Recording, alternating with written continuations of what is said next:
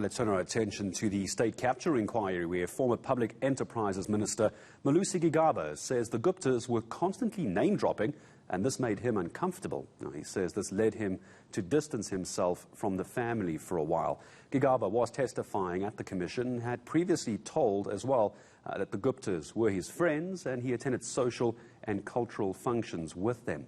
Meanwhile, President Cyril Ramaphosa will testify next month on dates that are still yet to be determined. Former Public Enterprises Minister Malusi Gigaba says name-dropping was quite prevalent in business circles.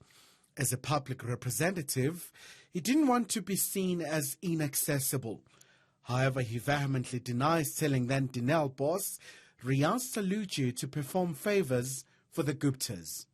Mr. Salucci does not say that there is anything else that I ever said to him.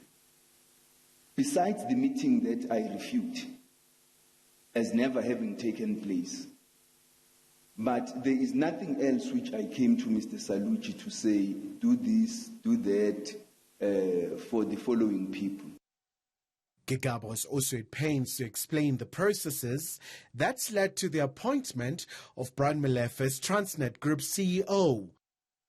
Well, Molefe had been patently clear about his close ties with the Guptas.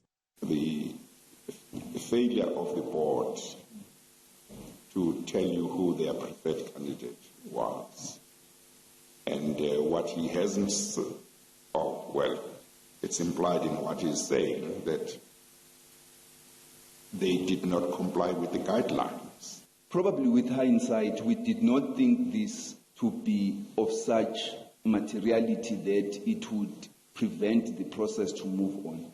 When we submitted the memorandum to Cabinet, you will note that I say on the first page, the summary, let me go to the...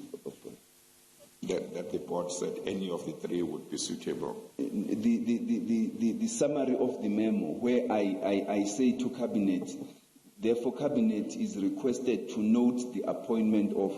Cabinet corrected me and said, we don't note. The Cabinet must approve. Meanwhile, Gigaba says he was not unduly influenced by anyone. He also accuses his estranged wife, Nomam Goma, of being driven by bitterness in her damning testimony against him. Kylie Khumalo, Johannesburg.